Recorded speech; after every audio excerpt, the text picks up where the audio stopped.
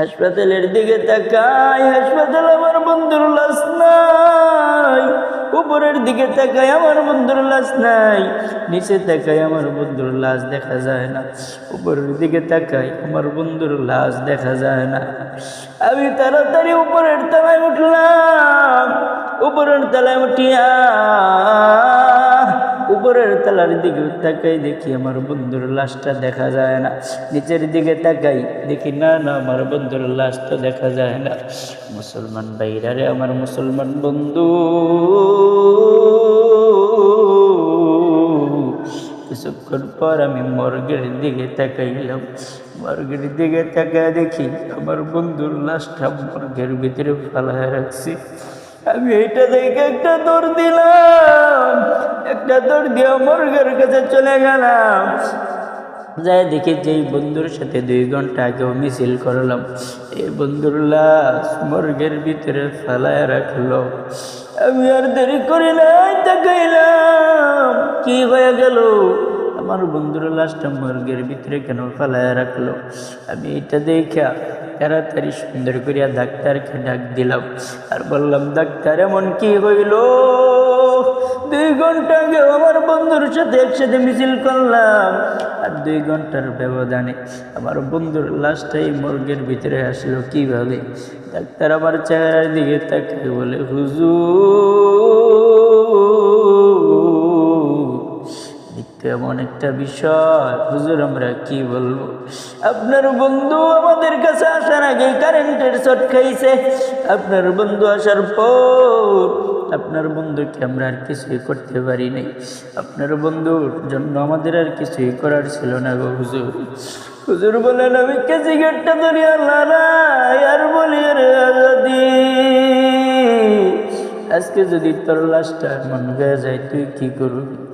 হঠাৎ করিয়া দেখি একটা 3.5 বছরের বাচ্চা, ছোট্ট একটা বাচ্চা। এই বাচ্চাটা সুন্দর করিয়া সিগারেটের মাথা রাখিয়া ডাক দিয়া বলে, আব্বু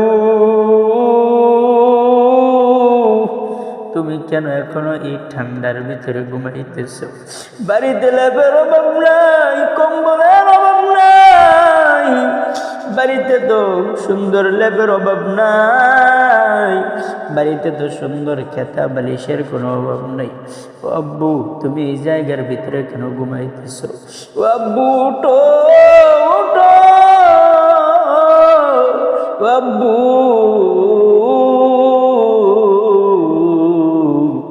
এই জায়গার ভিতরে তুমি কেন ঘুমাও রে আব্বু?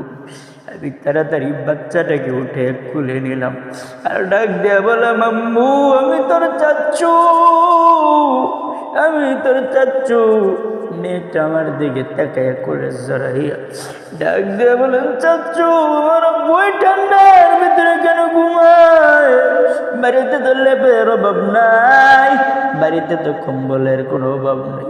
ও চাচ্চু বলো না, আমার বই জায়গা থেকে কেন উঠে না? মেয়েটা দাঁড়িয়ে ধরে লড়াই আর বলে, ও চাচ্চু আমার আব্বু তো আমাকে প্রত্যেক দিন কত সুন্দর আদর করতো। আমার আব্বু আমার গালে চুমা দিত, মুখে চুমা দিত, ঠোঁটে চুমা দিত, কপালে চুমা দিত, আম্মু আম্মু বলে ডাকতো। আজকে আমার আব্বুর এমন কি হয়ে গেল? আমার আব্বু কেন আমাকে ডাক দেয় না?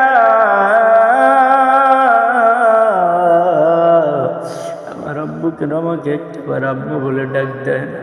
আমার আব্বুর কি হয়ে গেল চাচ্চু? বলো না আমার আব্বুর কি হয়ে গেল? আমার আব্বু কেন ঘুম থেকে উঠে না? উনি বলে, আমার মেয়েও তোমাকে একদিন এইভাবে ডাকবে আর বলবে, আব্বু উঠো। আব্বু ঘুম থেকে কেন উঠো না? আব্বু ঘুম থেকে কেন উঠো না রে আব্বু?